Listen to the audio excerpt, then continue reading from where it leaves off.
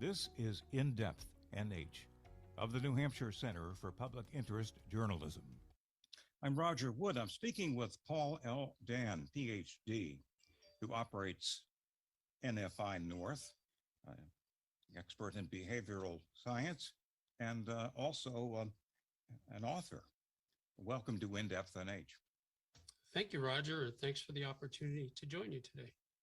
A little bit about your background in mental health, because I know you've operated NFI North since 1993, and you've also authored a very interesting book, Managing and Leading Nonprofit Organizations, a Framework for Success. How about a little background on that? Sure, happy to do that. So, I've always had a passion for helping people, even going back to my younger days when I started a youth group that kind of grew from just a couple of young people, participants, to there was about 30 young people in the youth group by the time we were done, and we got a little grant and we started to hire some people. And so anyway, I've just the idea of being able to help people and also think about how you connect systems and people together in order to make for better outcomes for everyone. So it's always been a passion of mine. And I started working first with delinquent youth. Was a youth worker down in East Boston, working with kids that were in foster care, and then slowly got very much interested in leadership and management and those sort of things. So when New Hampshire was starting to move into more community-based services, I saw it as an opportunity to come and see if we could, help make a difference in the lives of children and families, and ultimately adults and seniors too. Now, you've got residential and outpatient services? Yeah, so NFI North is kind of a unique organization in that we have a mission to inspire and empower people so they can reach their full potential, live in their own home and community. So everything we do, Roger, works from that particular mission. And as a result, we have an array of services really across the life continuum. So some services include residential, some in-home, some counseling, some case management, a whole array of things, special education, day schools, those sort of things. Well, you're a pretty well kept secret from some people, including me, a veteran journalist, but it sounds like you're doing a lot of things in Kentucky. Yes, well, that's pronounced that. Roger, you did a good job. You did very well. So, we have 28 different services across New Hampshire and Maine, and we do tease sometimes we're a well-kept secret. And I think part of that's because we put our participants first, the people that we serve.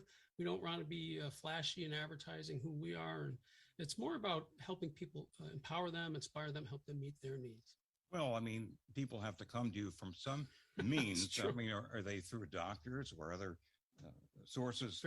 Great question. Thank you for that. So we have a variety of different arrangements with, for example, the Office Division of Behavioral Health for Children in New Hampshire, the Office for Children and Family Services in Maine. So we end up contracting with various state and local school district, different counties, those sort of things. And NFI North is a 501c3 nonprofit, Absolutely. Right? Yeah. Well, yeah. I was always confused between nonprofits and not-for-profits. Is that just the same thing? Well, if you look at the continuum of nonprofit, not-for-profits, there's all different types. So the local American Eagles Club, or Veterans Club can be a nonprofit, but a 501c3 is really designed for charitable purposes, and that's what we are. You've also written, well, among other things, a very interesting book, Managing and Leading Nonprofit Organizations, a Framework for Success. And it's very interesting because there's so many nonprofits in New Hampshire, and some of them are struggling to stay afloat, to stay connected with members, the community. And maybe you could go in a little bit into the background of, how you chose this topic and how you ran with it. You don't have to give away the store because you want people to get the book, but no, it's all right. Actually, I don't mind giving it all away, because I do think that the best lens in this life is a win-win. In other words, there's plenty for us to all work together so that we can do well and improve the well-being of people around us. So I don't mind just sharing as much as I can and our time allows. So I learned a lot over the years. I've been in management roles for 40 years, 4 decades.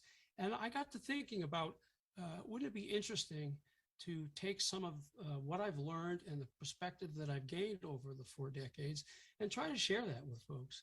And so what I've done, Roger, is I've written a book. I talk about it as coming from a scholar practitioner standpoint, because I know there are people out there every day doing things and they're working great, or they're struggling trying to figure out how to do things.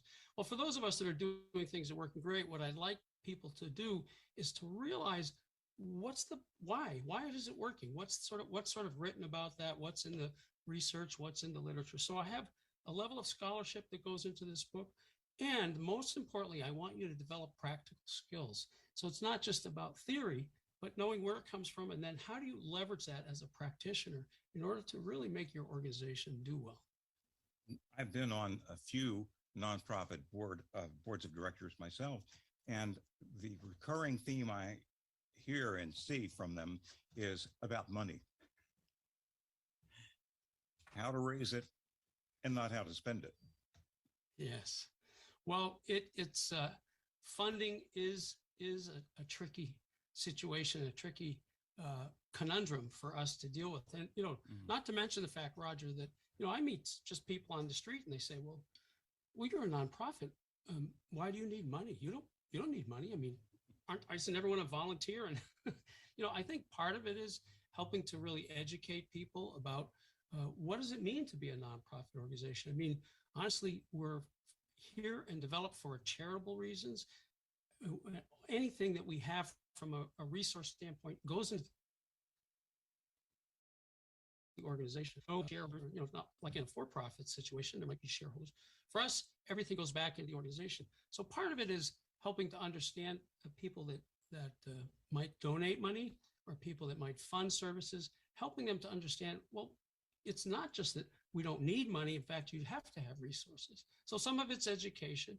Then the other part of it is to think about how do you build your donor base? How do you build your supporters?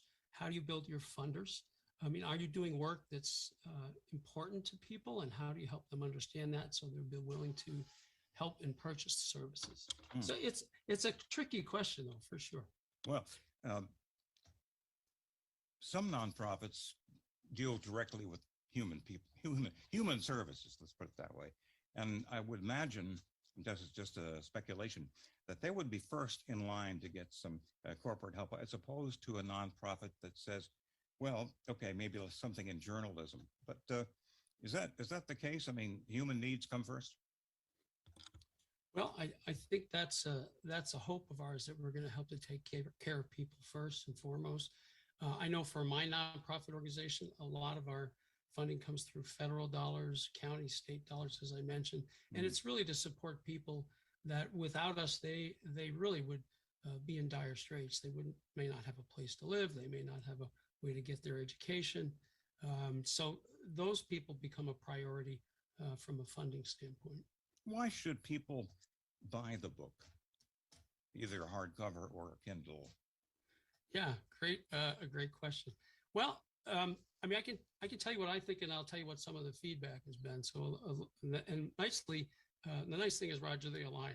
So, what I feel is, you get this book, you can almost treat it almost like a home improvement book. When you get a book about how to help work with your house, you don't start at the first chapter. If you've got a leaky pipe, you go right to plumbing, right? You open that chapter and you start to read that. Well, you can use this book in the same way. I have a chapter on how do you help build your team. I have a chapter on choosing your leadership style. I've got a chapter in the book about how do you manage conflict. I have another chapter about strategic planning, working with outside organizations. So the good thing about the book is you can read it from beginning to end, and I think it's quite enjoyable. It has a good cadence in terms of how it's written, and you can pick different things in the book based on where you are organizationally. So if you want to think about, boy, I really want to supercharge my team, well, there's a chapter you can grab there and think about it. Plus, Roger, in the back of the book, I've provided tools different types of tools that you can use in order to actually actualize what we're talking about in the narrative section. So other people have said, in fact, it's interesting. A couple of the reviews have said, "Boy, I was on a board of directors for years, and I wish we had this book. I wish we had it during that time." I had another review that said, "I'm in for-profit, and I wish my bosses would read this book because it would help them too in terms of." So it's got a lot of applicability. I was talking recently with Tom Raffio of Northeast Delta Dental, a great organization. Wonderful. And he talked about the CEO as a servant CEO, not somebody who just hands down commands. Maybe you could respond to that type of philosophy.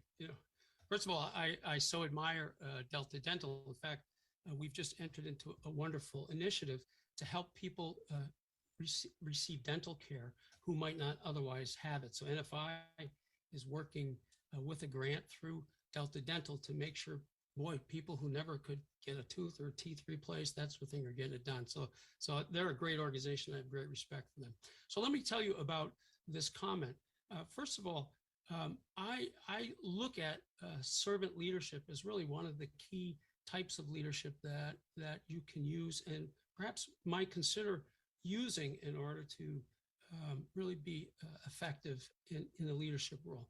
What's interesting to me is really the best leadership is the kind of leadership that you can give away, in sense, give other people around you the ability to have a role in leadership, whether it's within your organization or in a group that you're on.